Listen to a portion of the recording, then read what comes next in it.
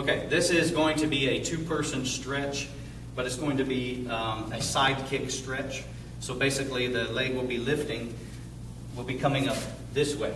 Okay, I'm going to do two variations. One's going to have the heel flat, or the sole flat straight out, toe forward. The other one will be doing it straight up this way. Okay, so as with all stretches, you want to be careful not to overextend anyone's muscle by putting too much pressure on it. So it's not my job to stretch her where I think she should go. It's her job to tell me where I need to stretch her. Okay? So in two-person drills, communication is very, very important. You'll hear that re-emphasized on every single video clip about stretching. So it lets you know that that's key, communication. All right? For this one, you have one hand on the wall, and you can do these at home with a partner. Like I said, make sure you're communicating. One hand goes on the wall. The body will stay fairly straight in the beginning. You want to have that. This is just to prevent the body from leaning in. If she doesn't do it, that's exactly what will happen. This is to prevent that because you want the stretch to be isolated down here. We're not trying to stretch the side muscle. We're trying to stretch the insides of the leg muscles. So if she allows her body to torque over, then this is the areas that get stretched. Not effective. Okay? So side stretch, same with all stretches on the side.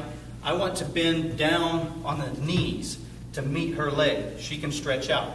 On this one, I'm coming from behind, and I allow her leg to rest in the crevice of my arm. So I'm putting it right here in the crevice where my elbow bends and allowing it to cup.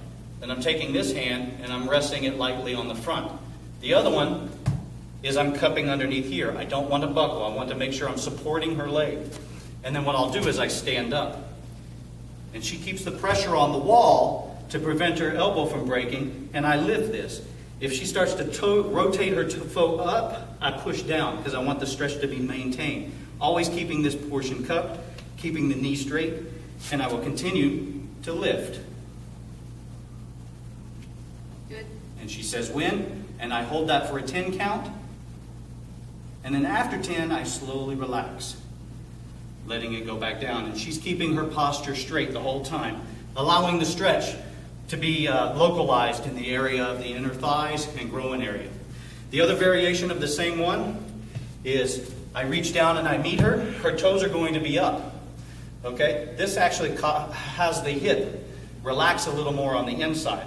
So instead of it being completely square, it rotates forward a little bit. So you get a different type of stretch here.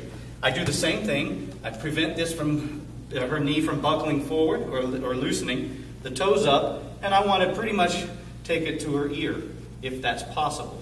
So she'll tell me when, keeping the pressure on the wall so her body doesn't get compromised. She's very flexible, so when you get to that point, you can actually get to the side, go behind, keeping this knee straight, one hand on it, press up. Good.